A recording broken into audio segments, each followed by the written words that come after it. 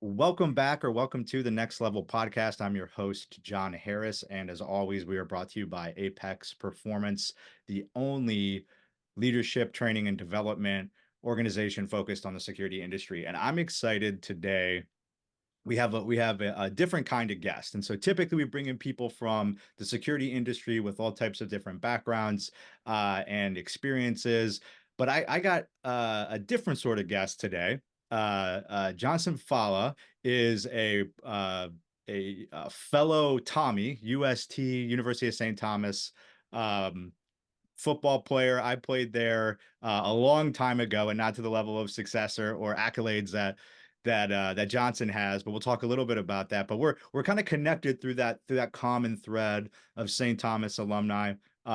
It's a a great school here in St. Paul, Minneapolis area, and Johnson and I got connected on LinkedIn. I forget when and how. Probably some mutual friends. I coach some kids there. I mentor some younger guys, so I'm sure it happened some way through that. But at any rate, I've been following you, and I've had this interest in talking to someone who had participated in St. Thomas's emergence from a Division III powerhouse in all sports to a Division I program.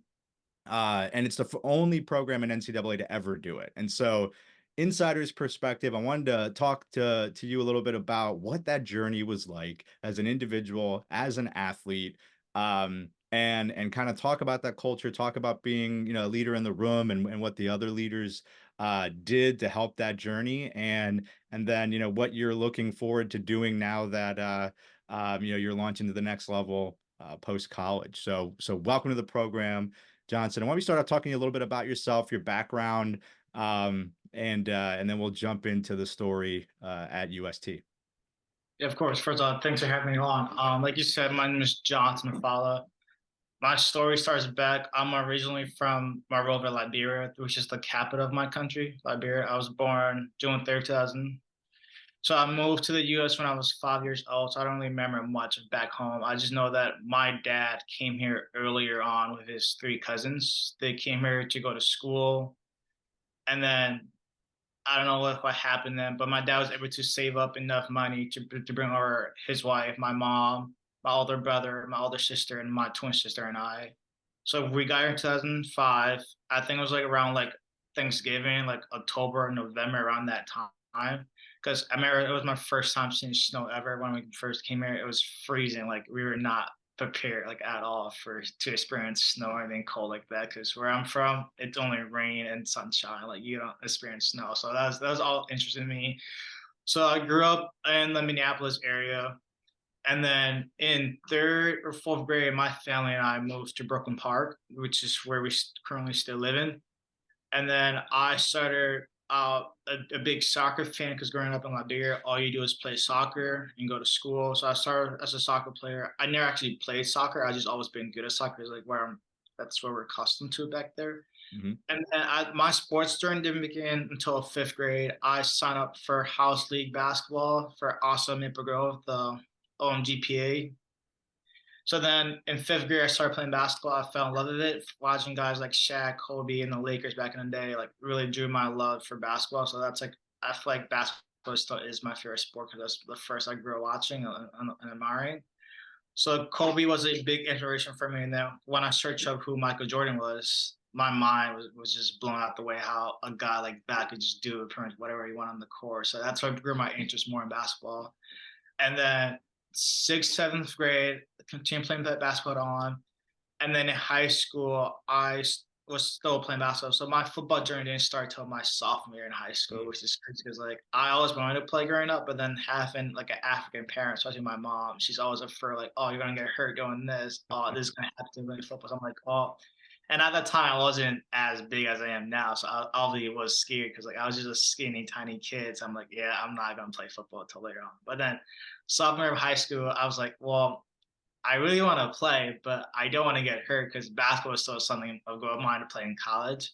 And I've always been good at basketball at the point where, like my freshman, sophomore year, I was always playing like a grade higher than me, just because I was like better than than my age group at that time. So then football my sophomore year, I'm like, well, I'll just try it out, see what happens. So then sophomore year came, I tried it out, I made the team, and then I started as a receiver, which is like I'm like, okay, this is cool. Like I can do this, like because I was also in tracks because in high school I did basketball, football, and tracks. I'm like, well, I can use my speed to get past these DBs. So like I was actually pretty good at receiver. And then that summer, going to my junior year, my head coach, Coach Lamker, who's the current head coach at Augsburg, he left. So we got a new coach, Ryan Stockhouse. I think he came from Holy Family, I think, around that area. I'm not too sure exactly. So in my junior year, he came along, and then he persuaded me to play football more because I still wasn't feeling it that much. If I'm being totally honest, I'm like, well, this is something I would do for fun, but it's not what I want to do. So then he somehow convinced me because I did AAU. I played AAU since sixth grade. So that's basically just basketball all year round. So he convinced me to that week. Well, I was in a tournament. He convinced me to go to South Dakota State, like the Jackrabbit team Yeah. tournament. And I was so not trying to go. He even helped somehow fundraiser for me to like pay for it to go because I'm like, I still don't want to go. But then I ended up going anyway, and I had a great time there with the guys. And then I saw other teams there. I saw the competition. I'm like, well, this should be interesting because I love competition. First of all, like athletic athletes, super, super competitive, and my team, like I just love the guys enough. I'm like, well, this should be fun. So that year, it was like my first year on varsity, and I didn't really play DB at all. Like I had like experience because I played a little bit on sophomore year, but I was mostly a receiver. So I thought I was gonna go in as a receiver. And then he's like, no, you're going to be a DB. You're super athletic. You're super fast. Like, you pretty much got this. This is what he told me. I'm like, okay, I'll try it out. So then that team camp, I did actually surprised myself. I did really good that year. And then that following fall season, I was just starting DB, had a great season. I gained my first scholarship after that year from Crookston. Hmm. They were the first team to reach out to me and first team to offer me like right away out the gate, which like to me that was pretty cool because like I never thought I'd be getting scholarship for college football at all. Yeah. So then after that, more teams in the conference started offering like St. Cloud State, Bemidji State, Duluth, Mankato. I had interest offered from all those schools. And then I even got some looks from like NDSU, SDSU. So like I was getting like the fame that I wanted, which is like, pretty cool. I just never thought it was coming from football. So Yeah. then all that attention was kind of like it was nice, but it still wasn't a goal of mine because at the end of the day, I still want to play basketball. But then my senior year came along. I'm like, well, I'm doing really good in football, but then basketball is like I'm still contributing to the team. I'm still like getting some points, but I'm not really a big factor that way. So I'm like, well, what can I do that can help me go to college? Because at that point, it's like it's my senior year. I really want to go to college and help my parents out because I don't want like to pay all that money for like school when I can get a scholarship from football. I'm like, well, I'll just take the best way out and took the football route. And then at that time, since Crookston was like my highest offer, like scholarship wise, I took that route. Going in, I didn't really know that much about the team. Like I knew they were like at the bottom of the poll because like the NSIC, they're like the second best D2 conference. Like, so I knew they had good teams like Bemidji, Mankato, Duluth, which I could have went to, but I'm like, well, if they're offering this much and Crookston offering that much, I'm gonna take the bigger money. And plus, at the end of the day, I thought about it. Well, at the end of the day, I was gonna say U of M degree. So I'm like, well, it's not gonna say cricket. It's just gonna say where's in Minnesota. So I'm like, okay, so that's gonna help wise in the future. So I'm like, okay, I do that. And then freshman year, I went to Crookston. The area is different from the city because it's like a small town. There's nothing really much to do. I wasn't going to go there, focus on football and school, meet some friends, hang out with the guys on the team.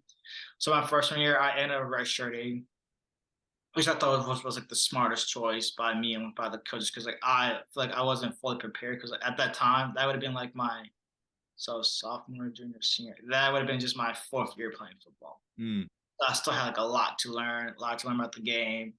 So during that whole time, I would still practice. I would still travel to the games, but I wouldn't play. I would just be on the sideline watching my position, watching what the guys are doing, just so I can like better understand the game. Like even now, I feel like I start learning the game a little more every now.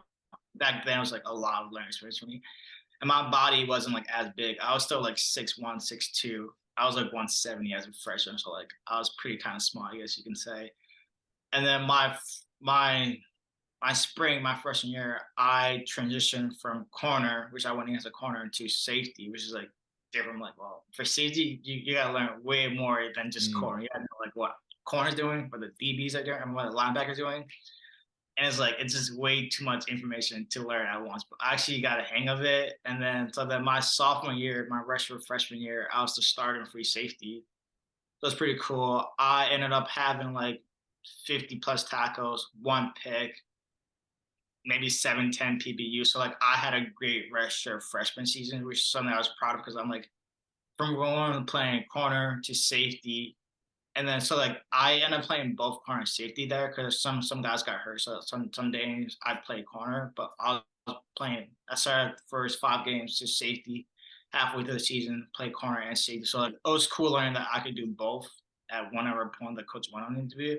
So I was happy that I was able to be a fast learner and adapt to change. I feel like that's like the biggest thing I've been able to do like my whole life, just adapt to different changes, like moving here at 5 years old, playing football super late, and just all those changes, like something I've been able to learn super fast, and just grateful to like have the knowledge to do that.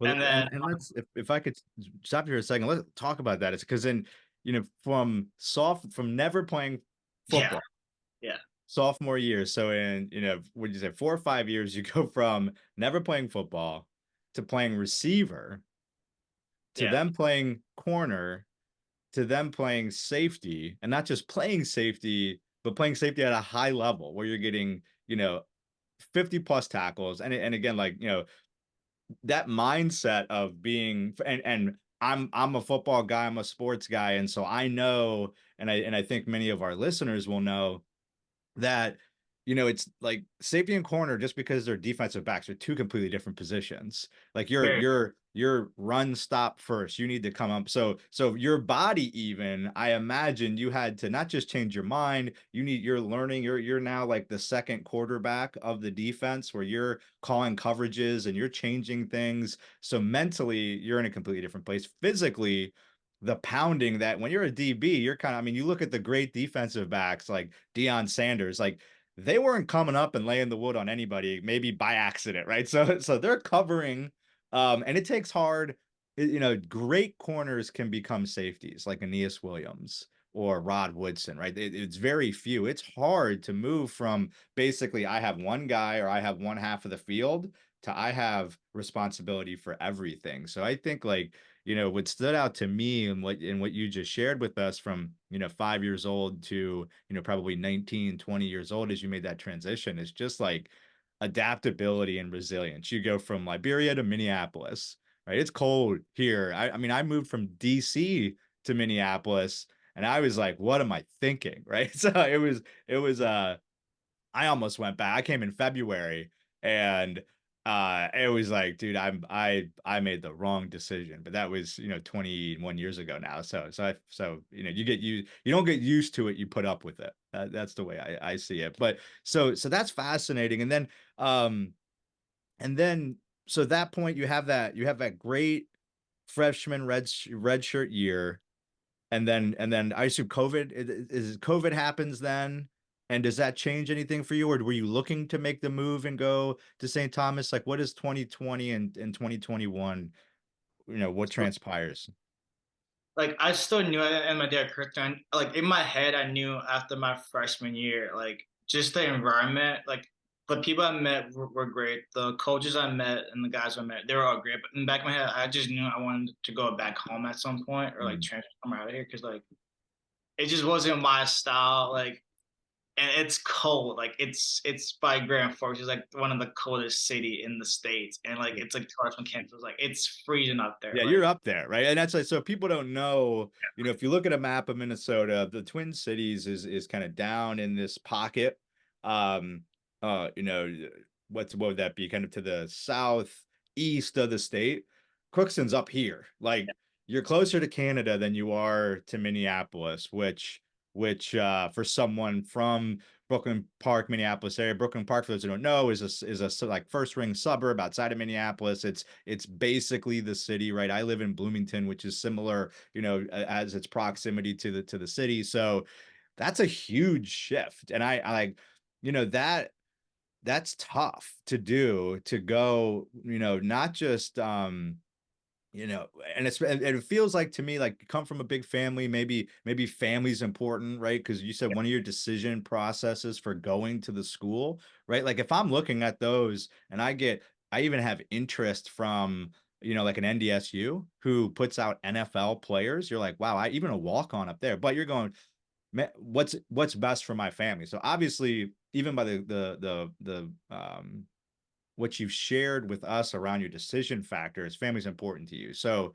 going that far away, I imagine must have been tough. I mean, I'm gonna also call it what it is. Like Minnesota's not the most diverse state. Most of the diversities in the Twin Cities, I know I've had friends who's gone to Crookston, so and played basketball there, so I know that there is some diversity of folks there, but it's not. So there's probably not maybe a lot of people who look like you, who talk like you, who like the same things as you. So I imagine that could have even compounded it. You're away from your family, you're far away from the cities. It's Yeah. cold. So that says even in your mind, like I'm gonna go somewhere else in the future. But what's interesting to me, Johnson, is it doesn't change the fact that you go out and you give it your best, even if you knew that ultimately somewhere down the road you wanted to get back home. A lot of folks, if that's in their mind, they go, well, like, why even try? But you went out and put in like a fantastic season. So can you shed a little bit of light on what your mindset was like when you behind the scenes knew that you might not be there long term, but you still go out and you put in that high of a caliber of output on the field? Yeah, so like after my freshman year, which I redshirted, like my mind just like, well, I need to get my body bigger. I need to get hit the weight room more that off season. I need to start watching more film, watching more players that I look up to. Like Jalen Ramsey's like Mm, my favorite corner because I look up to him a lot. So just watching more film on guys I look up to, guys that play the position, just like what I can do to like get that mental game right. Because I feel like the mental game is where everything's at. Like if you don't have a strong mindset about something, like you're never going to achieve whatever you put your mind to. You don't have that work ethic and that mindset. So that off season to me was very big. So I got my body right. I got bigger. I got stronger. Like I could definitely lift more. I could see that. So all that played a huge part in like wow, like that following fall at a great Register's freshman year.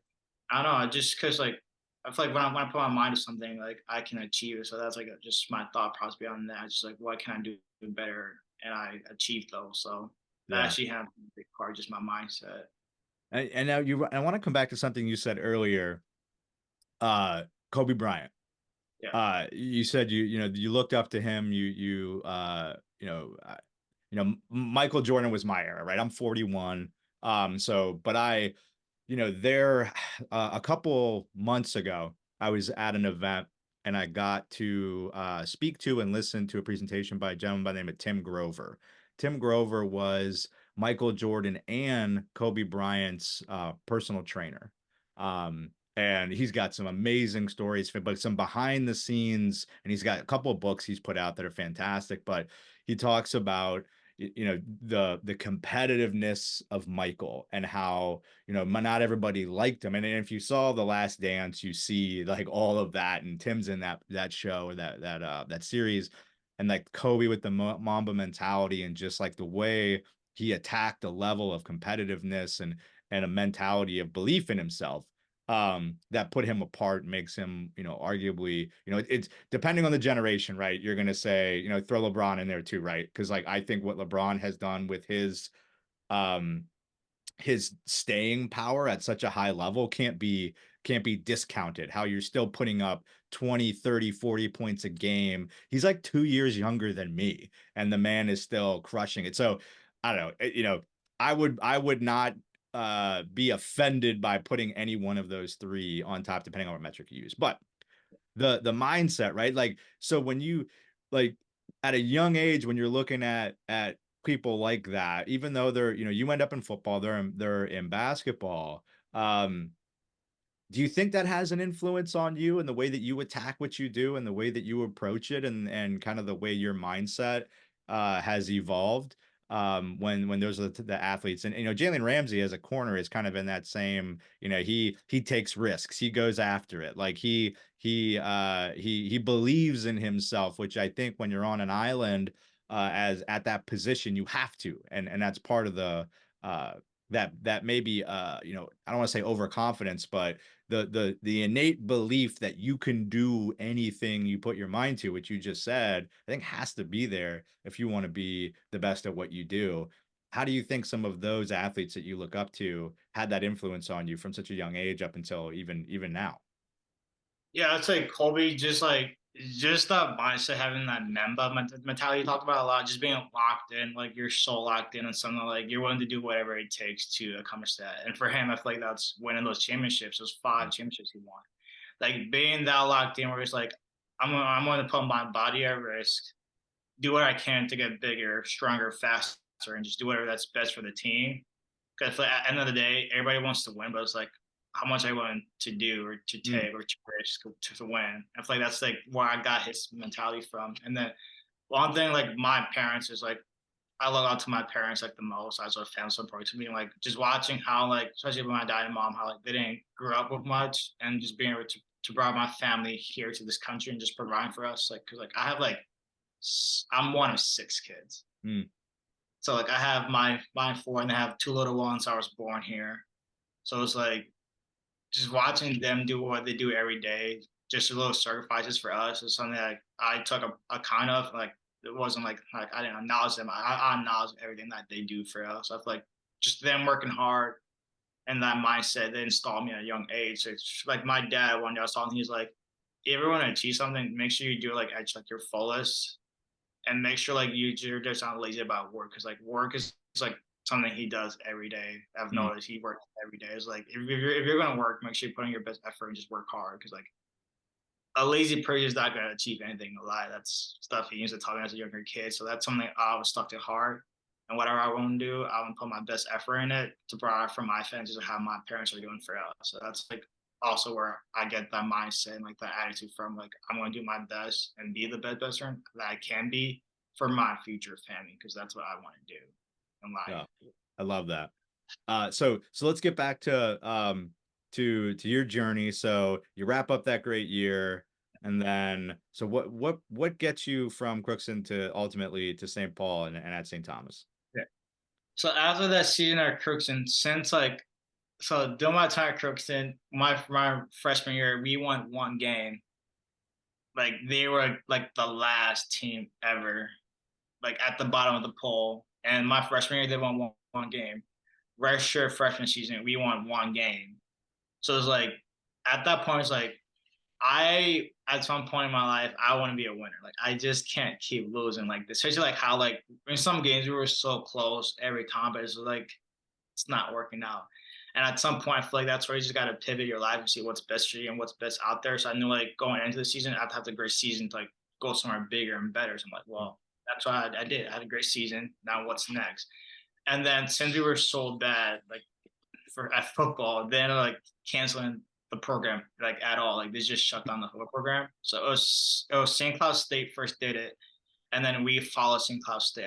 St. Cloud State did it because like hockey reasons or like financial reasons. We just did it Yeah. because like money reason, but also we were like dead Yeah, last. it's tough to justify, if it doesn't financially make sense to Yeah. justify, if your team's not successful. Yeah. So then when they shut the program, I'm like, well, I feel like my prayers were kind of answered because I was looking to transfer anyway. And since they did that for me, I'm like, well, now I can leave because like there's a rule is like you can leave without being penalized Mm, at transfer because I didn't transfer out. The program yeah. got shut down, so I can go anywhere and play like right away, not having to sit out a year. So then I just put together a quick highlight tape and then reach out to coaches via like Twitter and just do whatever I can, just put my name out there, get more coaches, go back to coaches that recruit me out of high school and see what's if they're still interested in me or they even look at my film. And then, but so that's out that Coach K, Coach Willie Kincheski at St. Thomas, he always like reached out to me no matter what. Like even at Crookston, I'll still get like a weekly or monthly, just every now and then, just texting, how are you doing? Like how's Crookston doing? It's like that's something that I remember, and like my visit here, I remember my visit like my junior year because like it was a great visit, and like I truly love St. Thomas. It's like the campus, the area. It's 25 minutes from the house, Yep. and it was like, and I always wanted to come to St. Thomas partly for basketball. I grew up playing basketball camps here in like sixth and seventh grade. I remember basketball camps. So I still remember like how like the places was, like the all the pretty view. But then like St. Thomas really a place I want to go because I knew there was still D3. I knew it just like Crookston, like there wasn't that many people of color like at St. Thomas. Mhm.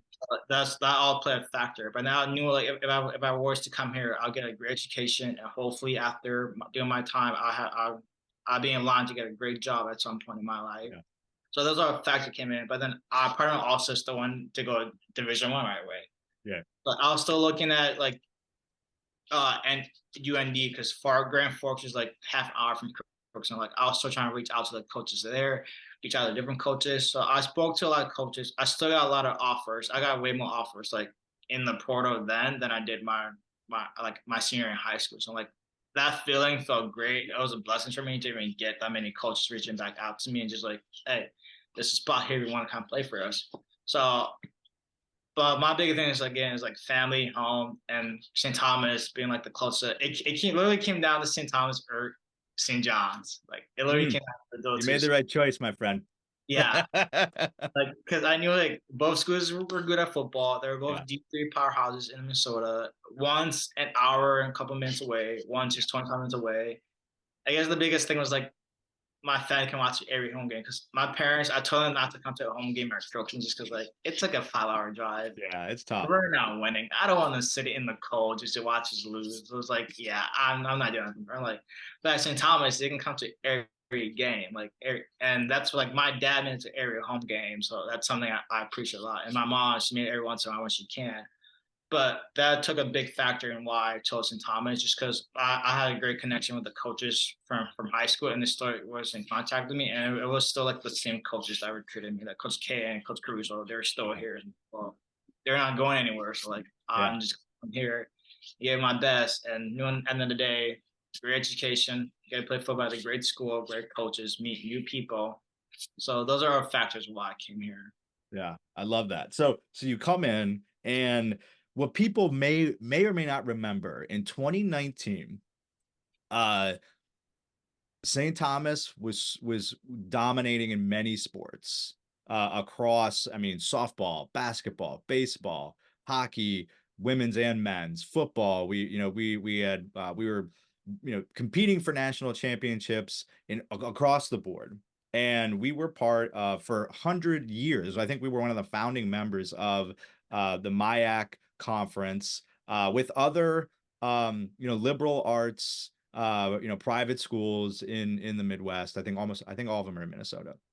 And so and there had always been some, us being positioned where we were in the Twin Cities, a lot of alumni support, a lot of like financial support from alumni and other board members and trustees and stuff. It may have been there was a perception of maybe competitive imbalance. I mean, that said, we weren't great in every sport. Like you said, St. John's was also very competitive and winning. And different MIAC schools, I don't want to say prioritized other things, but it was still a great education, regardless of people came there to get a great this is my biased opinion, right? But people came there to get a great education and win. And so, there you can do both. At any rate, MIAC, for whatever reason, decides they don't want St. Thomas anymore. They kick us out, Yeah. and it gets a lot of publicity. I remember uh, Scott Van Pelt on Sports Center talking about it. Like it was all over the place, and like it was and it was like, well, now what are we gonna do? Um, so we'll get back to that kind of in a second, but to set the stage, you come in, it's a Division 3 school. You're like, okay, Division 3, that's fine. I'm gonna compete for national championships. My family gets to watch me. Let's go. Now COVID happens and takes away your 2020 season, I imagine, right? So you're there kind of, right? I mean, we don't have to get into the details of it, but I know I coached kids at the lacrosse program who were there at the same time. They're basically in your room. right? So you go from being you have a whole different challenge as an athlete because you're isolated. You probably you can't really work out the way you want to do. You kind of you like that's a tough thing. So even, what was your mindset like around staying connected and into it for an entire year where you can't play the game that you love? You can't get out on the field. You can't do the thing you came there to do. What was that like during 2020, like not even having a season and not being able to compete? Yeah, so I Kensington Thomas that February of 2020 where COVID happened. So I was literally on campus and like the dorm area for like 3 weeks, and then we had to move back out. Like I had to move back from Broken Park. It's just like it was so bad. It was spreading so fast. Like we couldn't even practice. We couldn't even meet. Like we had a couple of meetings before then, and then COVID happened, where like everything had to be on Zoom, classes on Zoom. So like all of that was just way too much pressure. It felt like you couldn't do anything at all. It just felt like hopeless. So it was like I literally just came here, met some of the guys who I knew from like high school and like basketball growing up. I was like, I didn't even know like half the guys' names, but yeah, I can't even do that because COVID happened. So it was like all that was just like I don't know, like it just felt like kind of bad because like I want to meet people, like I want to meet the guys, I want to like be at practice, like I want to play games, but you couldn't even do that. So it's just like I don't know, like college is like a hard time for most athletes, not just for me, but like I feel like yeah, it was like mentally, it was just like in your head, you're just stuck. It's like you can't do anything really. So it's like I don't know, but during that time, I just had to get just focus on what I can do because like you can only control what you can control. That's something Coach Caruso says a lot. So it's like I just try to do what I can do best. It's just like learn the playbook right away because I got the playbook to take home, learn right away, watch film, watch what they do. So like going in, I knew like if I transfer, like I knew like I could play. Now that just depends on if I want to be a starter or if I want to be a role player. Like that was like my two mindsets. Like, well, I want to play and I want to start. So like I'm gonna do whatever I can to like come in right away and like hopefully play because I knew like I could win a championship here. I still thought we are gonna have a season where like after COVID was like we can play in the championship game. Like I literally wrote down goals of my come here win a championship, but it's like we couldn't do that because that fall season everything gets canceled. And then next thing I know, that summer there's like you said, like the big news of ESPN, like we gonna go in the D1 era, like because like we had a whole team meeting on Zoom. I think it was in Zoom when we found out we were gonna go D1, which is pretty cool. I'm like, well, I didn't get a chance to play D3. Like Yeah. that was like my mindset, like wow, from D3 to D1, that's a big jump. Like Yeah. I guess I still couldn't comprehend at that time. Like we're actually doing this, like all sports, not just for all sports doing this. So, like in my head, like well, then which conference are we going to join? Because I was thinking like Missouri Valley, just because we're so close to all the schools, like Right. NDSU, like it'll be an easy drive to all the schools. And I was like, no, we found out we're going to go to the Pioneer League. I was like, okay. I've never heard of them Pioneer League before. Like I didn't know any of the schools. Like the only school I knew was Davidson because like Steph Curry. Yeah. That's the only school I knew in the conference. But then we were going to the conference. It was like I was excited just to play at whatever level because like, I feel like even at D2 at Crookston, I feel like I was playing against kids that were D1 caliber athletes, like especially Yeah. kids like Duluth, like Cato, Bemidji State. Those three schools, like there's like kids on there who can play at the Yeah. Division One school like Yeah. easily. So I knew like I had the right mindset. I knew I faced competition like at a D2 school where I can use my advantage to play against guys who are D1 built. So like all that kind of prepared me like, into like the following season that we had our first D1 year, which we won 7-3, finished third, tie for third in conference, only losing by one game, two games, because if we would have won against San Diego and Davidson, we would have tied for first. Mm. San And Diego, yeah. no, finish. No, No, I sorry. was gonna say in San Diego was like a tough loss for it because like we were that close to winning, but that game just I still get PTSD from that game just because how close we were to winning our first year. But So after that season, we just realized, okay, this is what it's gonna be like, and we can for sure play because like, I feel like guys going in, we're the underdogs in every game. And still to this day, I feel like we're still underdogs. But now more teams are aware of who we are and what we can do. But our first year was like nobody knew about us, and I feel like nobody cared about us. Like nobody cared we were a powerhouse D3 school. Nobody cared we were St. Thomas. So I feel like that going. We had a lot to prove, not Mm, just to them, but to ourselves. Like we can't play. I feel like most kids here were still like Division 3, so like, yeah, and for me being different, D2 is like a different mindset. Kind of you can see. yeah, Like people didn't believe D3 kids can play against Division 1 kids. So it was like, well, we gotta prove to ourselves first. We can yeah, prove to ourselves so we can yeah. improve. You got to believe. I have this framework that I use. Um, the acronym is BADO. Belief comes first. You have to believe in yourself before, and without belief, you can't move towards success.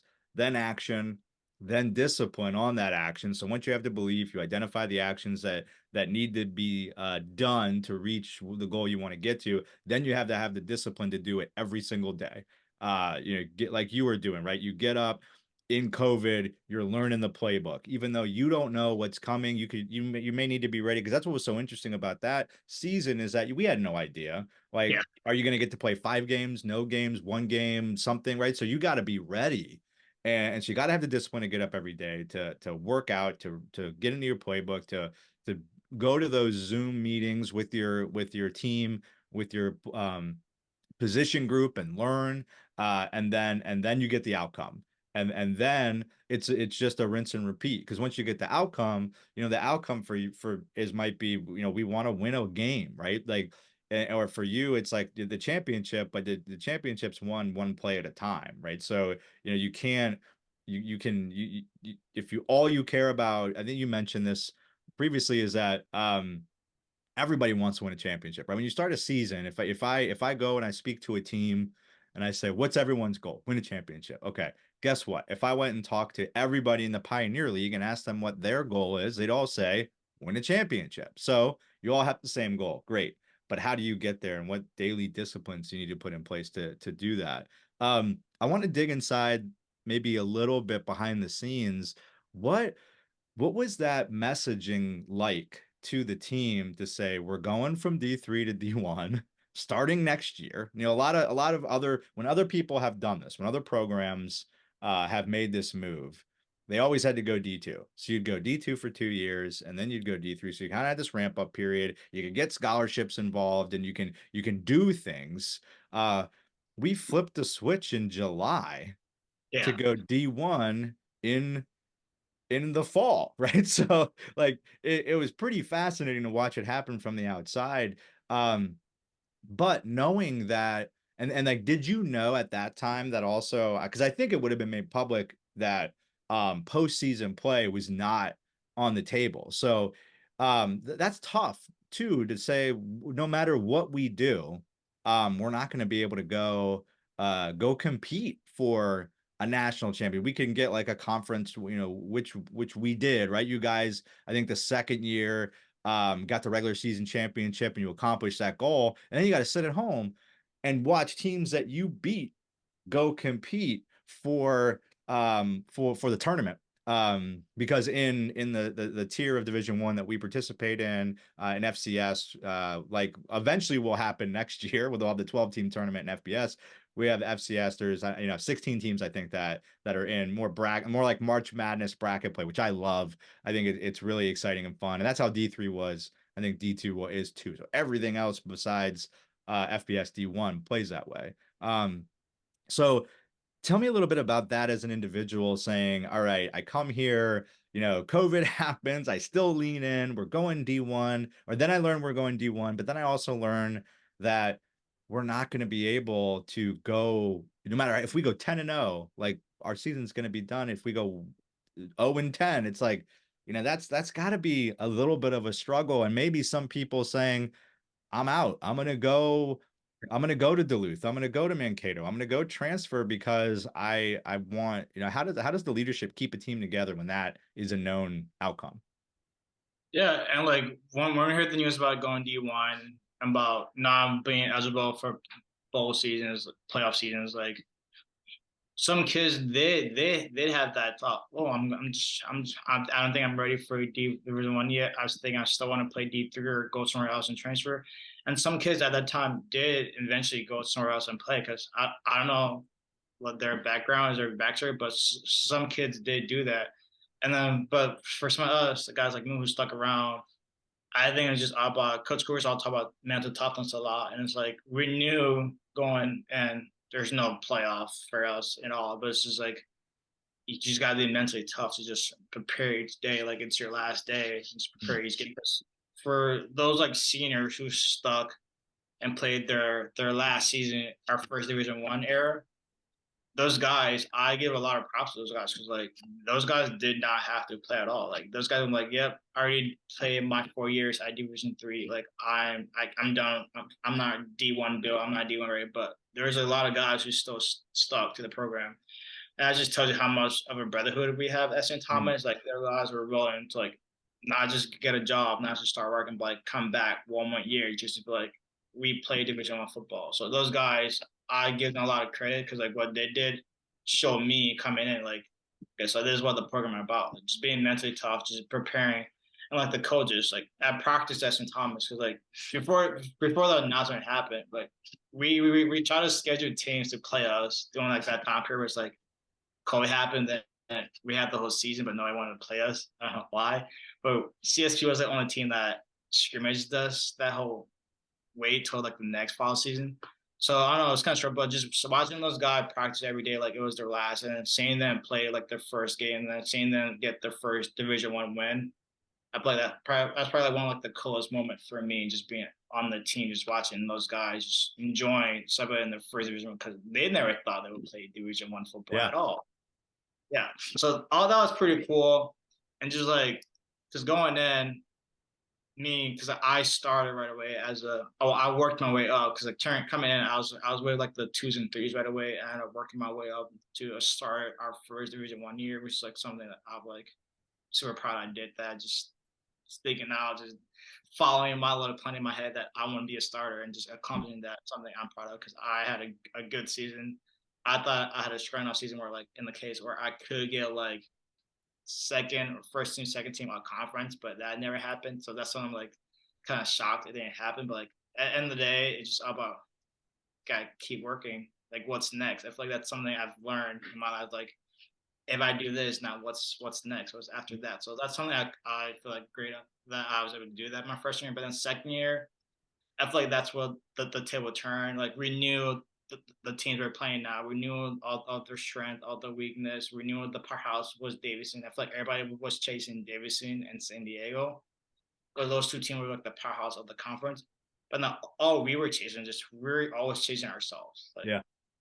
nobody can beat us except for us. I feel like that's something that Coach Curtis did a good job just mentally preparing us. Like our only focus and our only chase is we're just chasing ourselves. Like we weren't worried about chasing San Diego. We weren't worried about chasing Davidson, even though they were the powerhouse of the schools in the conference.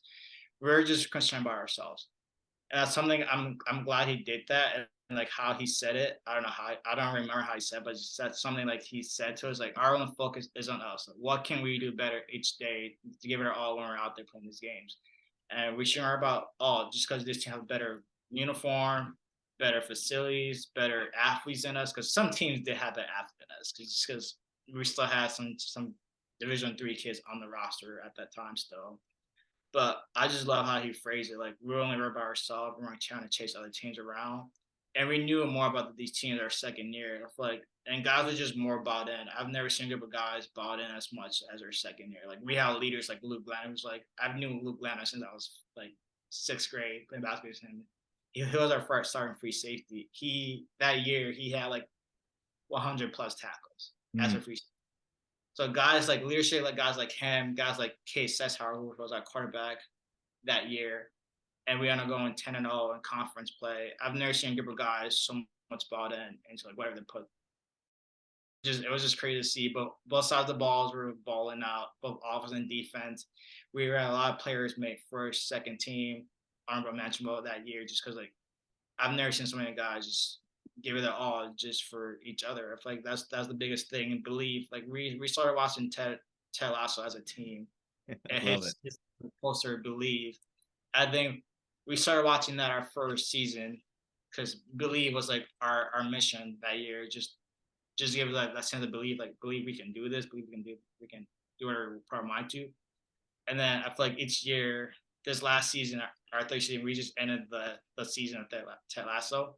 Yeah. I feel like belief was something that stuck with us for the longest time. I feel like that year we truly believed we could win it, and I feel like we just put it all together and just end up winning the conference, went 10-0.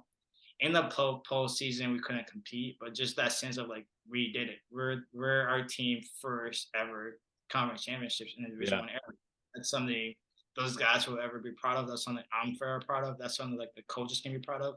So I'm just happy how this season went that year. I Well, was and you mentioned something earlier, Johnson, around control the controllables, right? And so, you look through your story and there's so much outside adversity where you could have easily said, um, I guess it's not in the cards, right? So you you go to Crookston, you get red shirted. Oh, I guess it's not in the cards, right? But instead you lean in and you double your efforts and you have, the unbelievable freshman year. Then the the program is canceled. You're like, okay, the place I thought I was gonna come to, it's gone now. But instead of the woe is me, it's the what's next. And and where can I go and where can I uh you know where can I find opportunity? And that belief that kind of everything happens for a reason and these doors are being opened or kicked open by you, and you running through them and capturing what's behind it. Um, the interesting thing around, like, my belief is that there's really only three things that we actively control in this world. It's our effort, our energy, and our attitude. And that if we focus on that, then everything else takes care of itself. Yeah, like we said, it's cold here. We don't control it, but we control how we respond to it. And there's that uh, distance between activity and response, and we decide how we respond to that. So that year, when you guys go 10-0, you knew at the end of the year, no matter what the outcome, you're not going to go to the playoffs. You can't go compete in the postseason, but you took the opportunity of, let's just go take it one game at a time. Let's believe in ourselves. Let's be the best we can be. And it was a historic, not only, again, going D3 to D1, historic. We didn't stop there though. We said we're gonna take the first championship, and that's gonna be a crown that we're gonna grab.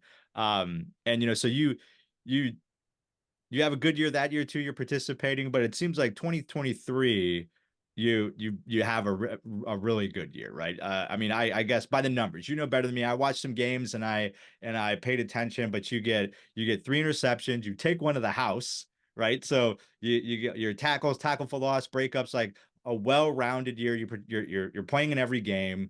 So you see this ascension from 21, 22, 23, and again, same thing, right? You still, you're coming back, and not only you have to recruit players in who know there's no postseason, you have to keep the players there who have come in, who now, so like the culture building.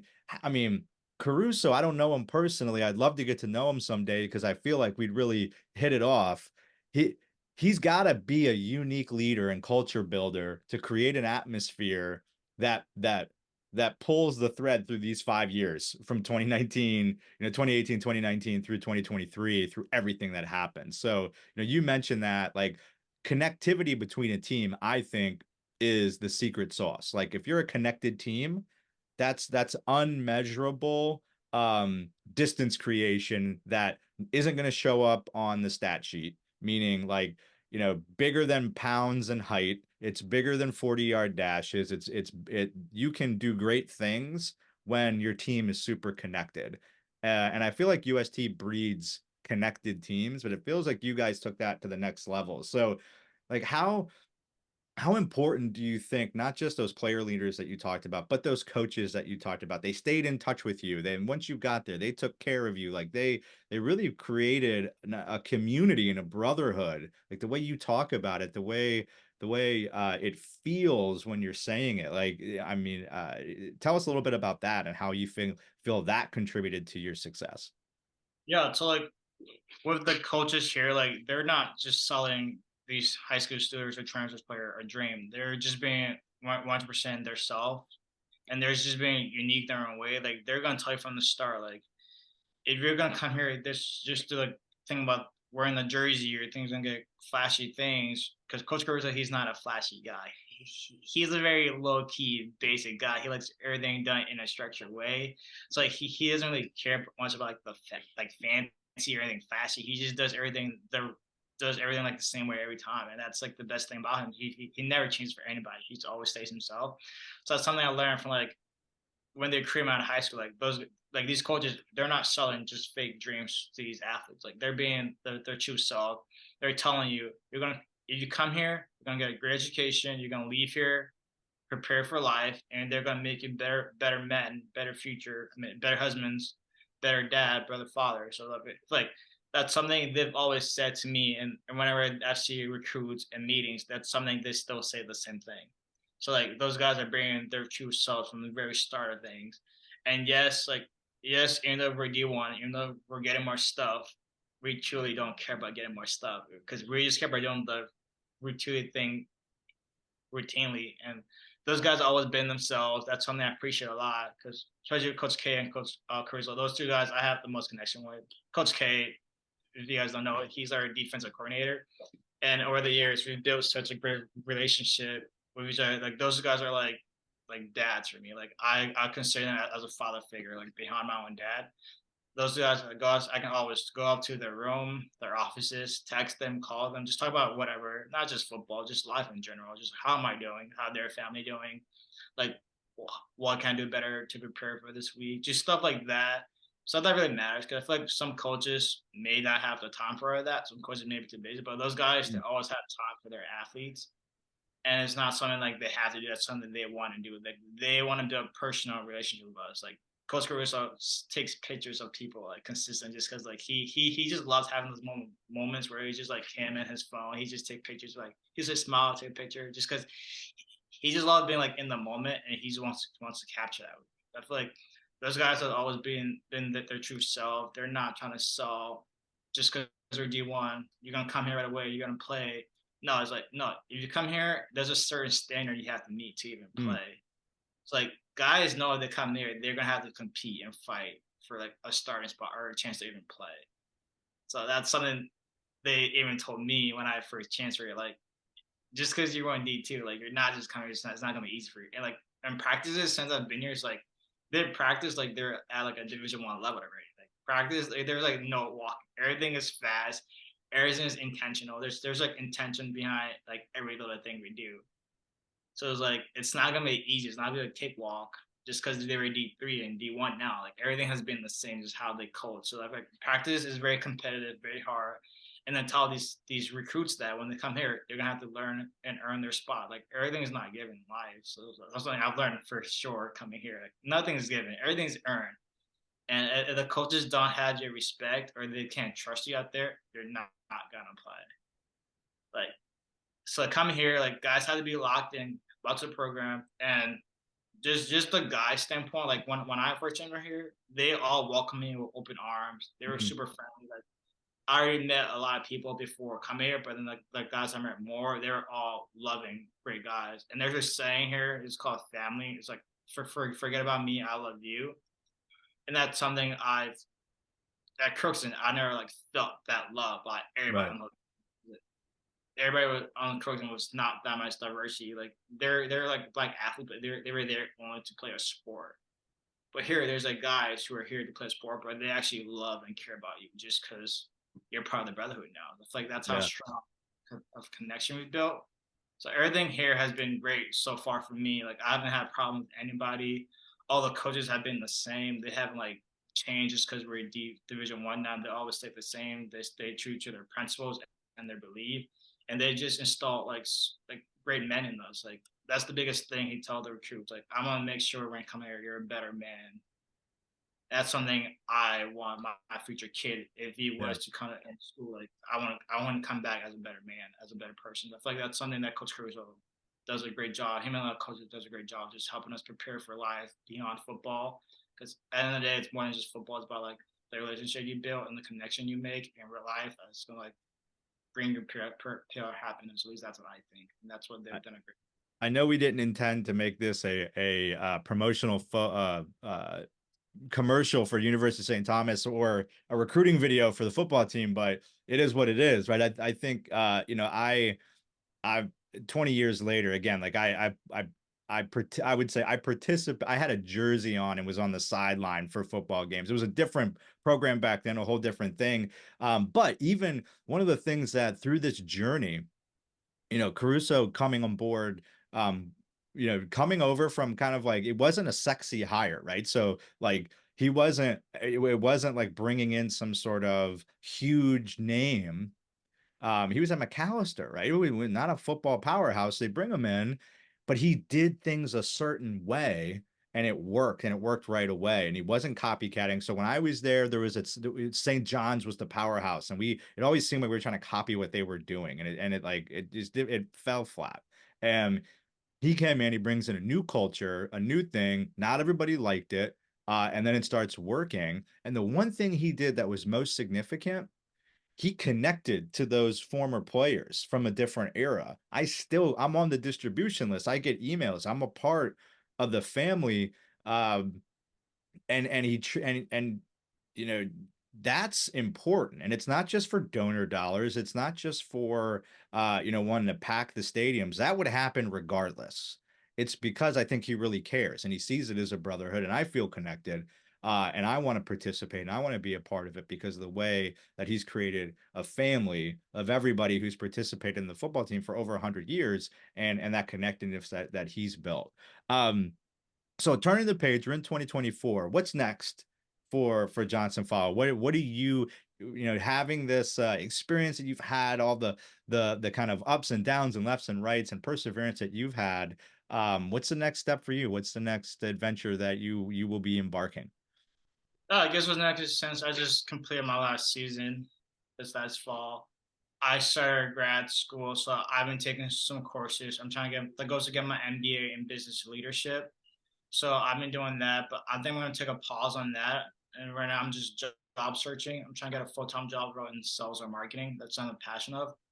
And I'm trying to decide like around like which like industry or which sector of sales and marketing I want to do. But that's something I'm just job searching in the meantime. I'm trying to get back into coaching, see that's something of interest because I do love helping people. I do love coaching younger kids. I feel like coaching is something I could possibly do. So that's basically what's next is job hunting, working part time, and try to get a little coaching gig on the side. But that's about it right now. Just trying to take life at a moment at a time. You know, that's it. I just wanna go to school, get a job, and coach. Nothing, no big deal, right? That I find you as a person who does not uh, does not want idle time. You mentioned it earlier, right? Like, you know, laziness. I read a proverb today. Um, like I have this little book on my desk that my grandfather gave to me. It has like a Bible verse of the day, and today was Proverb 13:20 or 14:23. And it said, you know, hard work leads to like outcomes, laziness leads to poverty, right? Like, so if you or just words, I forget the exact, but basically the gist of it is like, if you want something, go do work. If you're just going to talk about it, you ain't going to get nothing. And so I see you as a man of action and someone who wants to go out and get it. And I tell you what, like, you know, people in my network, you listen to this, you hear it, like, hire this young man, give him a job, because I promise you he will become. So I had the pleasure of working with my colleague. His name's Dwayne Johnson. He was not The Rock, but different Dwayne Johnson. He was a former professional athlete. He played football at University of San Diego, or San Diego State University, sorry, SDSU. And then he played professionally for the Falcons and the Giants, I think. And we hired him. He came on and was a sales development person for us at our headquarters in California. And you know, this is why I feel like athletes make great professionals, because the work ethic. This guy didn't know anything about the space we were in, but he knew that he was his, you know, he had like 4 or 5 years in professional athlete. He was also a defensive back, which, I mean, being in the NFL for 4 or 5 years, like, that's awesome, right? Like, that's an accomplishment.